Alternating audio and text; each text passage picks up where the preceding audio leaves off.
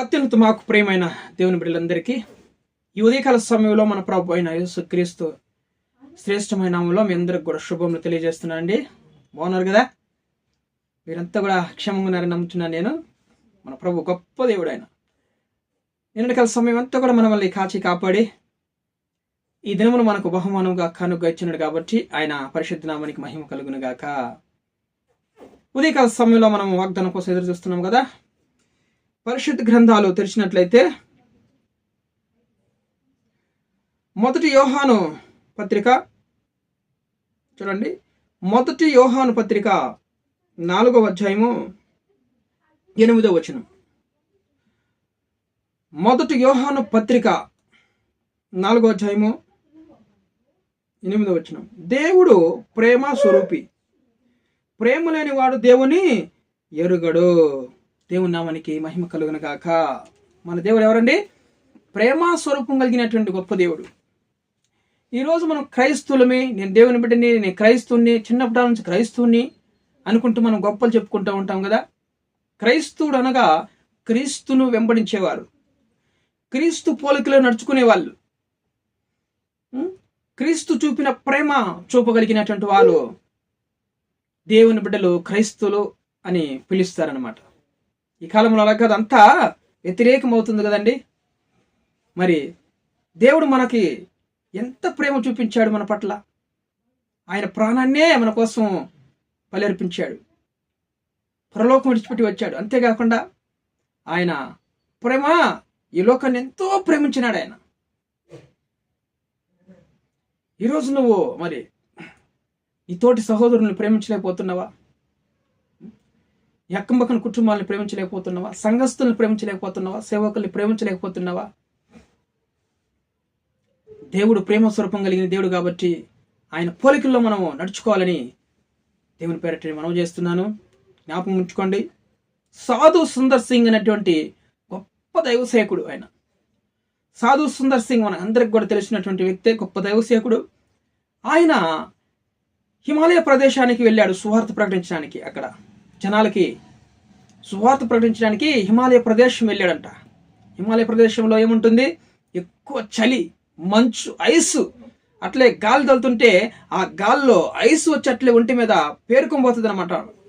మట్టి కదా, దుమ్ము కదా పేరుకున్నట్లు ఆ పేరుకొని మనిషిని అగ్గుపడకుండా అంత తెల్లగా వస్తువులు ఏమైనా కింద పెడితే దానిపైన కూడా మంచు పేరుకొని అంత మంచు వలే అగ్గుపడుతుంది అనమాట, వస్తువులు అగ్గుపడు. అలాంటి గొప్ప చాలా ఐస్ కలిగినటువంటి ప్రదేశము ఆ హిమాలయ ప్రదేశం. అక్కడికి సాధు సుందర్ సువార్త ప్రకటించడానికి వెళ్ళాడనమాట.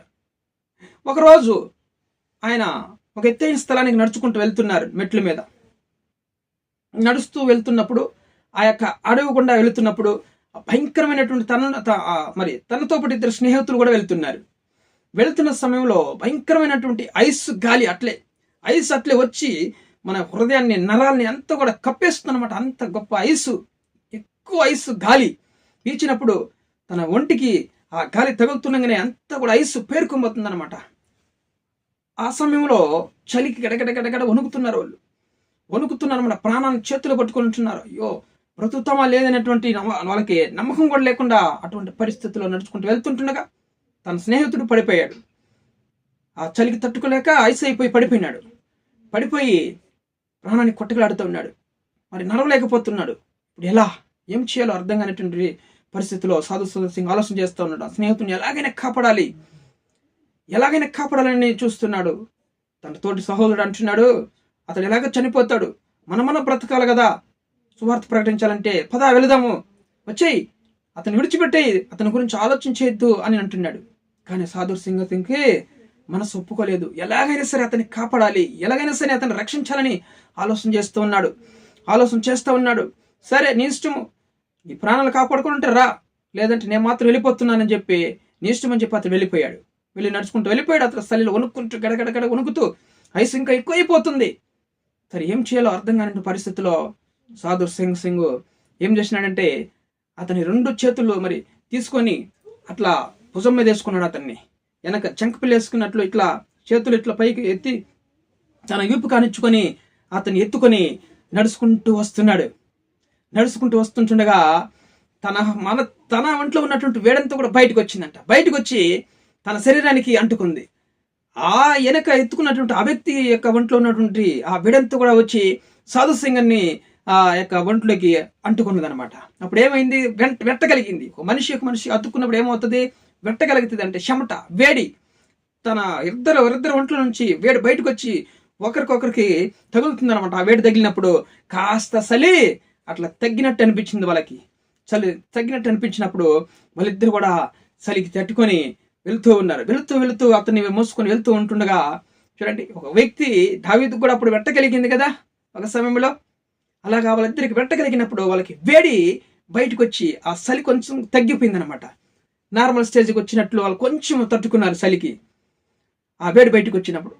ఆ తర్వాత నడుచుకుంటూ మెట్ల మీద వెళ్తుంటుండగా కాలికి ఏదో తగిలినట్టు అనిపించింది అతనికి, సాధు సుందర్ సింగ్కి. అరే ఏంటి కాలికి ఇట్లా తగిలిందని కింద చూసినప్పుడు తన సహోదరుడు ఐస్తో మునిగిపోయినాడు అనమాట. ఐస్తో మునిగిపోయి అతను అక్కడే డెడ్ అయిపోయాడు, చనిపోయినాడు అక్కడ పడిపోయి చలికి. చూడండి, ప్రాణాలు తక్కించుకొని మరి కాపాడుకోవాలనేటువంటి వెళ్ళినటువంటి వ్యక్తి చనిపోయాడు. ఒక వ్యక్తిని నేను ప్రాణాలు ఎలాగైనా సరే, నా ప్రాణం పోయినా సరే కాపాడాలి అనుకున్నటువంటి వ్యక్తి ఇద్దరు కూడా బ్రతికారు.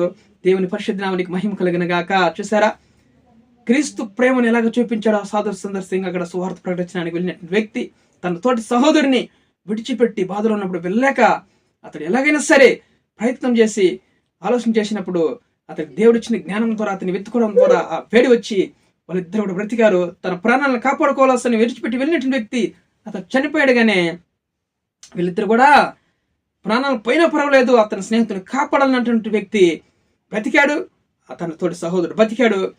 ఆయన వదిలిపెట్టి వెళ్ళిపోయినటువంటి వ్యక్తి అతడు మరణించాడు. చూసారా, దేవుని యొక్క ప్రేమ మనల్ని బ్రతికిస్తుంది. తోటి సహోదరులకి ఈరోజు ప్రేమ చూపిస్తున్నావా? ప్రేమ స్వరూపగలిగినటువంటి దేవుడు ఆయన. ఈరోజు క్రీస్తు బిడ్డలు మనం చెప్పుకొని మనం ప్రేమ చూపించుకుంటే, ఈరోజు ఎక్కడైనా రోడ్లో మనుషులు పడిపోయి ఉంటే ఈ కాలంలో ముట్టుకుంటే చాలు కేసులు అవుతాయని ఎవరు కూడా పట్టించుకోరు. ఇలాంటి ప్రాబ్లం ఎన్నో అవుతూ ఉంటాయి అనమాట. భార్య భర్త జగడాలు పెట్టుకుంటుంటే వాళ్ళకి మరి ఒక మంచి మాట అయినా చెప్పడానికి నోరు రాదండి ఈరోజు క్రైస్తవులకి. సమాధాన పరచువారు ధన్యులు, వాళ్ళు దేవుని కుమారులు అనబడతారని చెప్తుంది దేవుని వాక్యం. మరి సమాధాన పరుస్తున్నారా, జగడం ఇంకా ఎక్కువ రేపుతున్నారా క్రైస్తవ బిడ్డలు? ఈరోజు జ్ఞాపకం చేసుకోండి, సాధు సింగ్ చూపించినటువంటి ఆ గొప్ప ప్రేమ, క్రీస్తు యొక్క ప్రేమ ఒక వ్యక్తిని విడిచిపెట్టి వెళ్ళలేక బ్రతికించాడు. ఎలాగైనా సరే నా ప్రాణం పోయినా పర్వాలేదు అనుకొని ఒక వ్యక్తిని బ్రతికించినటువంటి వ్యక్తి దేవుని పరిశుద్ధ నామమునకు మహిమ కలుగును గాక. అలాంటి వ్యక్తులు ఈరోజు, అలాంటి సేవకులు ఎక్కడున్నారు ఈరోజు? మన దేశంలో, సమాజంలో ఉన్నారా? మరి సాధు సుందర్ సింగ్ లాంటి గొప్ప వ్యక్తి చూడండి, ఒక ప్రాణాన్ని కాపాడాడు. తోటి స్నేహితుడిని విడిచిపెట్టి వెళ్ళలేక మనసు ఊరుకోలేదండి. అలాంటి మంచి మనసు, క్రీస్తునకు కలిగినటువంటి మంచి మనసు ఈరోజు నువ్వు నేను కలిగి ఉన్నామా? సాధు సుందర్ సింగ్ కలిగి ఉన్నాడు. ఆయన పేరు గొప్పగా మరి బాగా విస్తరించింది అనమాట అతని పేరు. దేవుని నామానికి మహిమ కలుగును గాక. ఈరోజు క్రైస్తవం అని చెప్పుకుంటూ ప్రేమ లేదు, ఒక విశ్వాసం లేదు, మంచితనం లేదు మన హృదయాల్లో. క్రైస్తత్వం అంటే చూడండి విశ్వాసం అండి, ప్రేమ, సహోదర ప్రేమ నిలవరకంగా ఉండనీయుడు అని చెప్తుంది దేవుని లేఖనాలు. క్రీస్తు మన పట్ల చూపించిన ప్రేమ మనం ఇతరులకు చూపించాలి కదా. అదే కదండి క్రీస్తు బిడ్డలం అంటే అర్థం. ఈరోజు నువ్వు నేను ఏ పరిస్థితులు ఉన్నామో, మనలో మన సంఘంలో ఎవరైనా అయితే అట్లాంటి వాళ్ళు ఉన్నట్లయితే ఈరోజు క్రీస్తుని ప్రేమను చూపించండి. వాళ్ళు మారిన వాళ్ళు కూడా మారడానికి ఎంతో అవకాశం ఉంది. ఎంతో మంది మనం చూపించిన ప్రేమ ద్వారా క్రీస్తుని ప్రేమను చూపిస్తే ఖచ్చితంగా మారుతారండి. ఖచ్చితంగా అనేక మంది మారు మనసు కలగడానికి అవకాశం ఖచ్చితంగా ఉంది. దేవుని నామానికి మహిమ కలుగును గాక. అలాంటి మంచి ప్రేమను ఈరోజు మనం కలిగి ఉందామా? వీడియో చూస్తున్న మీరు అందరూ కూడా సబ్స్క్రైబ్ చేయండి, లైక్ చేయండి, ఇతరులకు షేర్ చేయండి. దయచేసి ప్రార్థన చేసుకుందాం. ప్రేమ కలిగిన మా తండ్రి, ఉదయకాల సమయంలో తండ్రి మంచి వాగ్దానం నాయన, నువ్వు ప్రేమ స్వరూపం కలిగిన గొప్ప దేవుడివి. నిజంగా అలాంటి మంచి మనసు మీరు కలిగి ఉన్న ప్రేమ ఈరోజు మేము కలిగి ఉండాలని మేము నేర్చుకున్నాం ప్రభా. అనేక విషయాలు సాధు సుందర్ సింగ్ ప్రభా చూపినటువంటి ప్రేమ తన స్నేహితుడికి మేము కూడా నాయన స్నేహితుల పట్ల, కుటుంబంలో సేవకుల పట్ల, సంఘంలో, ఇరుగు పొరుగు వారితో కూడా నాయన మేము మరి మీరు చూపిన ప్రేమను చూపించడానికి మాకు మీరు నేర్పించండి ప్రభా. మాలో ఉన్నటువంటి సమస్త కోపము, ఆగ్రహము, ఆవేశము అవన్నీ కూడా తొలగించి ప్రేమ కలిగిన ఆయన జీవించడానికి సహాయం చేయండి, కృప చూపించమని వీడియో చూస్తున్న ప్రతి ఒక్క బిడ్డల జీవితాల్లో ప్రేమ కలిగి జీవించడానికి నాయన సహాయం చేయండి, కృప చూపించమని, అనేక మంది మారడానికి సహాయం చేయమని, ఇదనమే వాక్యమైన ప్రతి ఒక్కరు కూడా మారుమనసు పొందడానికి సహాయం చేయండి. ఉద్యోగం లేని వారికి ఉద్యోగం దయచేయండి ప్రభావ. వివాహం కాని వారికి వివాహం దయచేయండి. గర్భం లేని వారికి గర్భాలు దయచేయండి. సమస్యలు ఉన్న గొప్ప విడుదల తెచ్చేయండి ప్రభావ. భార్య భర్తల మధ్యలో సమానం తెచ్చేయండి. అనారోగ్యత బాధపడుతులందరినీ బట్టి స్వస్థపరచమని ప్రార్థిస్తూ సమస్త ఘనత మహిమ ప్రభావం మీకు చెల్లిస్తూ యేసుక్రీస్తు జీవం కలిగిన నామములో ఈ ప్రార్థన అడిగి వేడుకొని పొంది ఉన్నాం మా ప్రియ పరలోకపు తండ్రి. ఆమేన్.